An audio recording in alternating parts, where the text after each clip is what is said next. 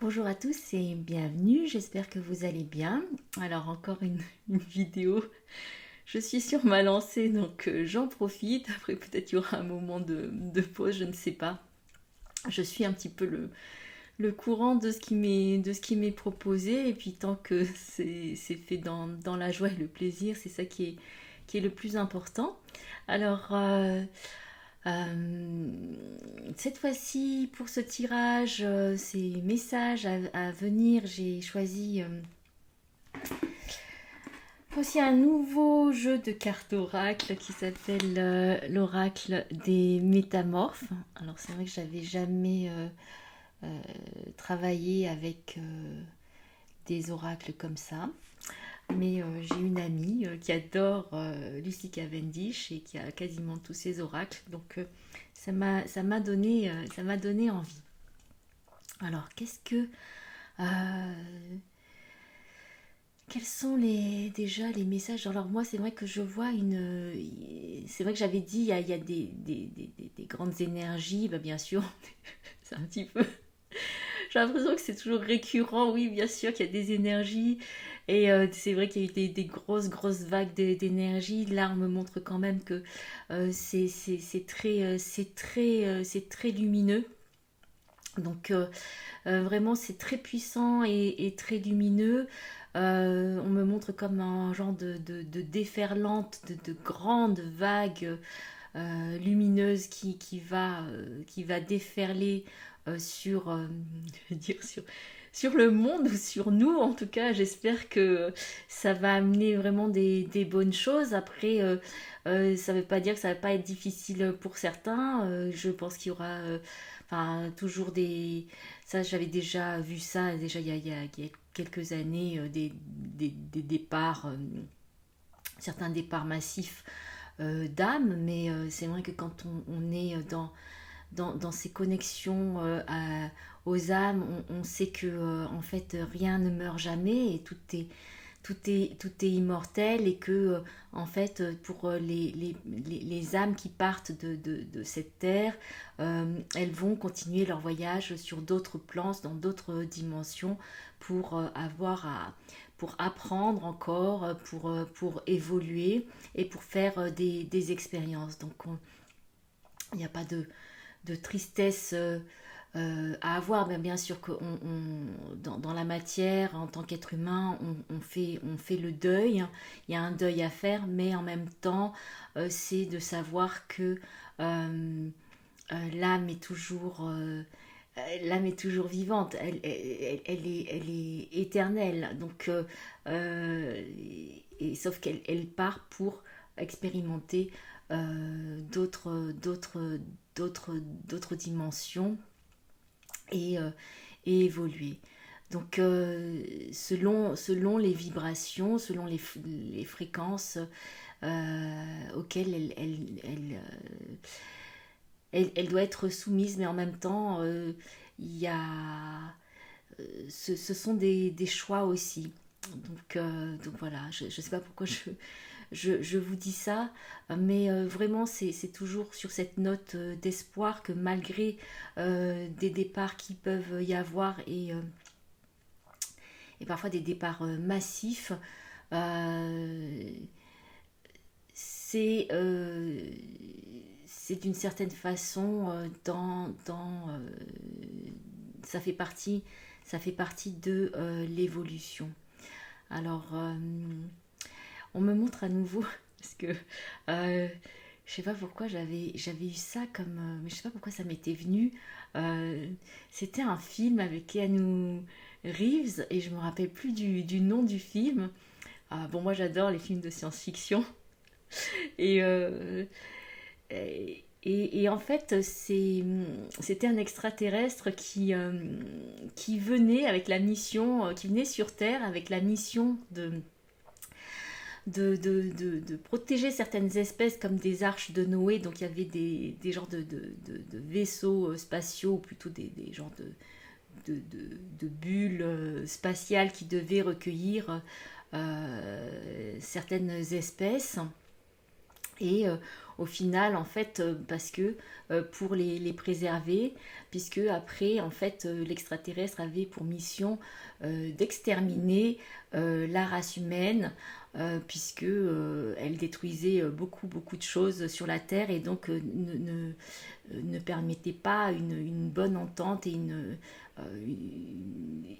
avec avec tout ce qui vit, avec tout ce qui est. Et, et donc, il avait prévu de voilà, j'allais dire, de mettre comme c'était des petits robots, je crois bien, mais minuscules, comme des petits insectes qui auraient dû tuer, donc qui étaient programmés pour tuer tous les êtres humains. Et, et voilà. Et donc, et à la fin, bien sûr, bon, c'est un film.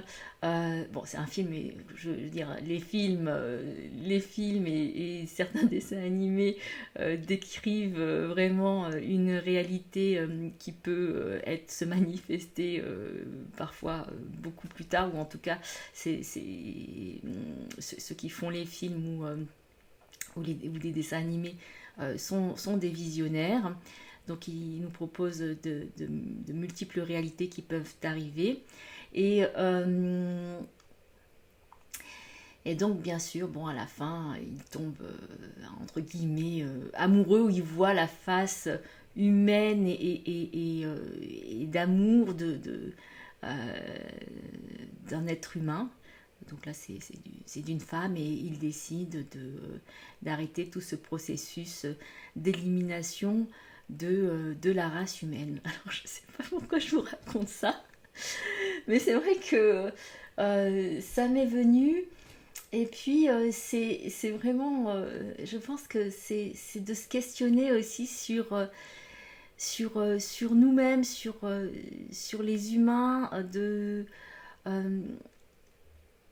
voilà, de ce qu'on fait, euh, de toutes nos guéguerres là, de tout ce qui se passe.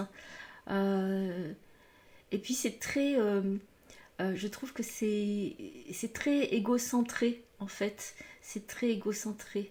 Je regardais des reportages sur la nature, l'écosystème dans les fjords de Norvège. Et c'est tellement, quand on regarde la nature, c'est tellement beau, enfin tout cet écosystème, dont nous en faisons partie aussi. Mais disons que euh, c'est vrai qu'au niveau de la construction et de l'apport qu'on a dans l'écosystème, parfois c'est difficile de le voir. Mais bon, disons que j'ai envie, comme la fin de ce film, de rester optimiste sur les qualités de l'être humain et, et du fait que l'être humain est capable d'accéder à quelque chose qui peut transcender et c'est dans cet amour qu'on peut transcender les choses, se transcender et transcender les choses. Donc voilà, je sais pas, je vous dis ça. Euh, il y a quelque chose qui est extrêmement optimiste. En fait, c'est ça. C'est qu'il y a quelque chose qui est extrêmement optimiste. Ah oui, c'est parce qu'en fait, je vous parlais de cette grande vague de lumière. Et, et c'est vrai qu'on annonce ça depuis longtemps. De toute façon, au niveau de la temporalité, c'est toujours un petit peu difficile de faire des prédictions. On a accès à certaines choses, certaines tendances, certaines énergies. Il est quand même très compliqué de faire des prédictions avec des dates hyper précises. Mais voilà. Et puis c'est vrai que je sais pas pourquoi, mais j'avais envie de dire, il y a bien sûr des scénarios catastrophes, mais en fait, Bon, ça fait partie du monde et de l'univers en fait, tout ça. On est très peu de choses finalement sur Terre. Et c'est de voir les choses d'une façon beaucoup plus euh, élevée, en fait, d'être de façon plus globale et beaucoup plus élevée, tout en sachant que notre individualité fait partie de cette globalité, de cette unité. Et c'est d'en avoir conscience. Ce qui, j'avais envie de cette nuit, me suis réveillée en pleine nuit. Euh, bon, et puis j'avais ce message, un autre soi-même. Un autre soi-même. Je dis, mais qu'est-ce que ça veut me dire, un autre soi-même? Est-ce que je deviens un autre moi-même ou est-ce que ça me parle de mon autre moi? Et puis après, euh, il y avait cette autre phrase qui était soi-même comme un autre. Et ça vient de, c'est le titre d'un ouvrage de Paul Ricoeur, soi-même comme un autre. Et puis je me suis dit, bon, je ferai sûrement peut-être une vidéo dessus quand j'aurai un peu plus capté ce que je dois en dire. Mais apparemment, je dois vous en parler. Donc c'est toujours, c'est euh, c'est de voir qu'est-ce qu'il y a dans notre interrelation les uns aux autres, puisque l'autre, quelque part, euh, euh, c'est nous. L'autre, l'autre, c'est moi. Et c'est dans cette relation à l'autre quand je peux avoir une relation à moi. Dans ce monde où, entre guillemets, euh, où on est dans une vision, dans une incarnation et une expérience de l'individualité au niveau de la matière. Et puis, euh, c'est de voir, en fait, c'est vraiment dans la continuité de ce que j'étais en train de vous dire peut-être dans d'autres vidéos sur cette relation l'intérieur vers l'extérieur, de l'extérieur vers l'intérieur, extérieur-intérieur, et de ce passage qu'il y a toujours entre les deux. Et finalement, c'est aussi cette relation euh, du, du, de ce que je suis à ce que l'autre est. Et en fait, à quoi ça me renvoie toujours à moi-même, puisque ce qui est vu et à l'extérieur ne sont que euh, des reflets de ce qui se passe en nous. Alors peut-être pas qu'au niveau individuel, en même temps on dit que ben en fait on est un univers nous-mêmes, on comporte, on est l'univers d'une certaine manière. Euh, et donc l'alliance de toutes ces individualités, de toutes ces formes pensées, de toutes ces énergies qui sont véhiculées vont donner s'incarner dans la matière, dans certaines situations où formes vont prendre forme d'une certaine façon. Donc c'est d'avoir toujours finalement quelque part cette conscience de cette interaction dans la relation et qu'on ne peut pas exister sans être en relation, euh, en relation tout simplement, j'allais dire en relation à l'autre, mais à l'autre c'est pas simplement l'être humain, c'est l'autre, l'extérieur, ce qui nous semble extérieur, ou bien quand on est aussi dans euh, cette compréhension de l'amour, avoir on peut avoir cette compréhension de l'amour euh, en étant en relation. Alors on dit avec nous-mêmes ou avec du divin, Dieu, la source, etc. Mais c'est toujours en relation avec. Euh, parce que même si au niveau de la spiritualité, il y a toujours quelque chose où on va entrer en relation avec quelque chose qui nous semble être autre que nous, qui nous semble être intangible, mais il y a quand même cette relation qui se fait pour il puisse y avoir cette compréhension profonde de ce que nous sommes. Bon, je ne sais pas trop si ça a du sens, mais... Alors, je vais quand même tirer quelques cartes, une ou deux cartes, je ne sais pas, je ne veux pas faire une guidance trop longue. Bon, en fait, ça prendra le temps que ça devra prendre. Alors, je vais en tirer une autre.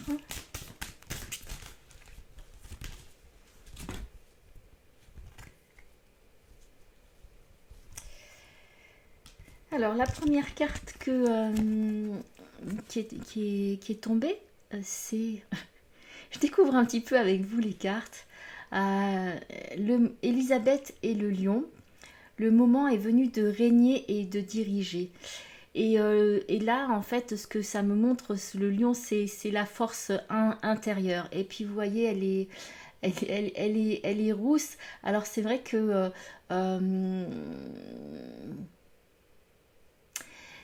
ça me fait penser à la chasse aux sorcières qu'on a pu faire avec les personnes qui avaient qui étaient rousses, mais de façon générale c'est aussi moi je trouve que c'est aussi le feu, l'ardeur, et puis de s'enflammer. Alors, le moment est venu de régner et de diriger, c'est de pouvoir être le maître de sa propre force. En fait, de pouvoir canaliser sa propre force sans la laisser se disperser et finalement créer des incendies. C'est vraiment comment on maîtrise sa force pour en faire un feu qui alimente et qui réchauffe le foyer, au lieu que ça soit attisé à tout vent et que ça génère des calamités et des catastrophes. Donc c'est demander que chacun d'entre nous puisse se reconnecter à son feu divin, à sa flamme divine, tout en sachant, en devenant,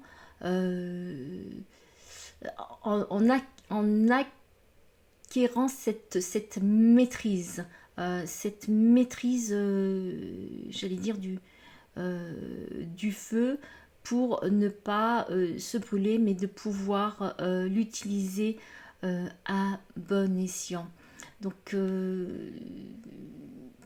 c'est à nouveau toujours, on est toujours dans retrouver son pouvoir face à ce qui pourrait être finalement de l'oppression ou de la dictature, mais le faire d'une façon qui ne soit pas complètement désorganisée et qui finalement fasse plus de mal que de bien. Donc pour ça, c'est de pouvoir entrer dans votre maîtrise. Je sais pas, il y a le mot en anglais, je sais pas si ça existe, si j'invente. C'est un mastership et c'est vraiment de pouvoir ouais, être dans cette maîtrise. Donc la maîtrise qui, je le rappelle, n'est pas le contrôle. Donc c'est de régner dans votre propre royaume et de vous diriger de façon consciente dans votre propre royaume. On a la deuxième carte, c'est la carte des furets, les furets papillons. Et je renais. Donc qu'est-ce que ça vient me dire? C'est que en fait il y a une transformation qui va se faire. Quand vous aurez acquis cette maîtrise de votre flamme divine, de votre feu divin, pour vous nourrir et non pas vous détruire, mais pour vous nourrir et nourrir le reste euh, du monde, euh, il y a cette transformation qui se fait et, euh, et cette renaissance qui peut se faire. Donc on est toujours dans cette, j'allais dire l'archétype, le symbole du phénix, de la renaissance euh, du phénix qui doit aller dans les flammes pour mourir et renaître.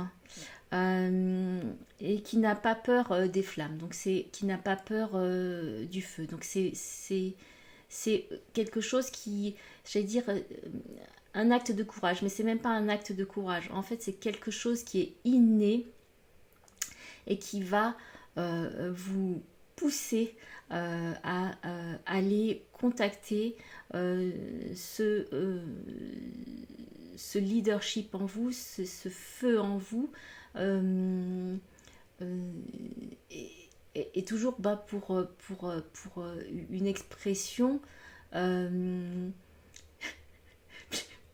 plénie potentielle de vous-même, mais dans une stabilité et pas dans du grand n'importe quoi et pas en,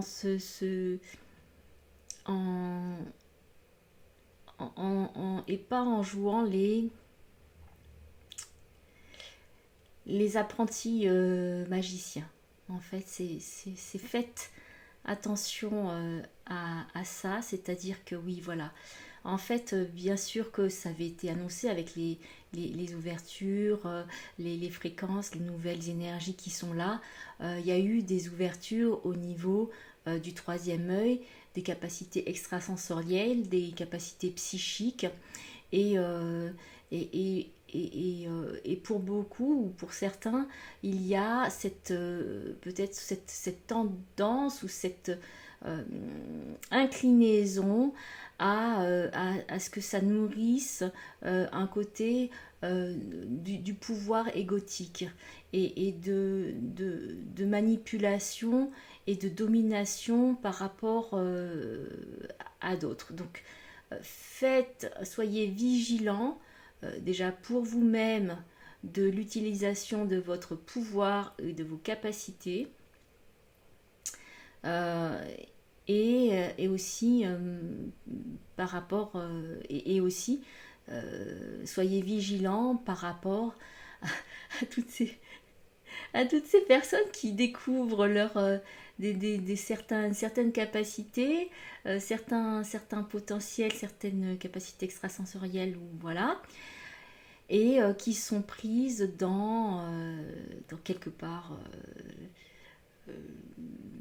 le, ce jeu, ce rôle d'apprenti sorcier,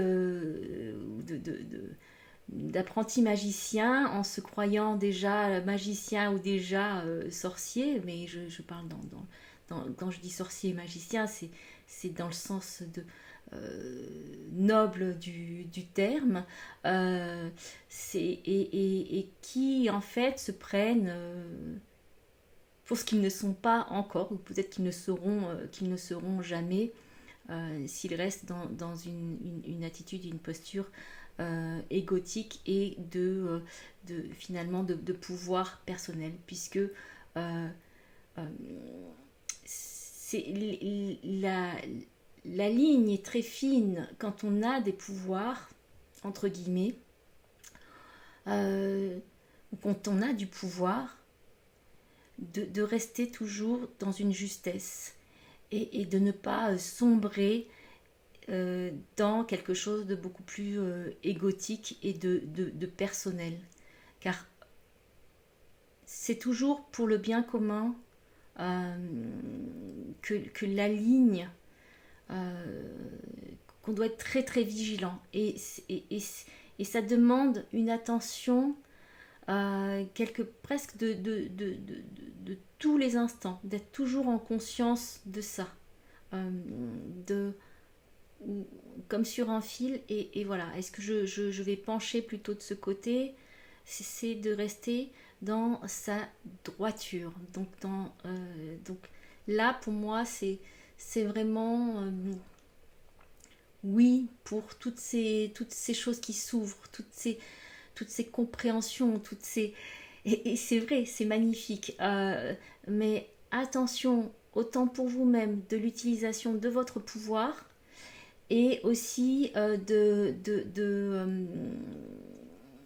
comment en fait vous percevez les gens qui auraient ce genre de capacité et qui l'utiliseraient à des fins plus personnelles, même sous couvert que ça soit pour le monde.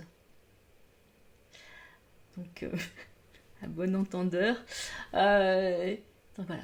Donc, et en même temps, quand il y a cette patience qui est là, cette persévérance d'apprendre et de maîtriser et d'être dans une vigilance et dans une attention, une conscience, la transformation de soi se fait. Et à un moment donné, il n'y a plus rien à prouver, en fait. Il n'y a plus rien à prouver. Donc, et quand il n'y a plus rien à prouver, en fait, je crois que c'est comme une sorte de renaissance aussi par rapport à tous les dictates et les conditionnements qu'on a eu de quelque part devoir prouver sa valeur, devoir prouver qu'on a sa place, etc. Et la transformation est là, la renaissance est là. Alors je dis bien sûr que c'est pas tout le monde en même temps, chacun a son chemin, mais c'est dans les énergies, c'est présent.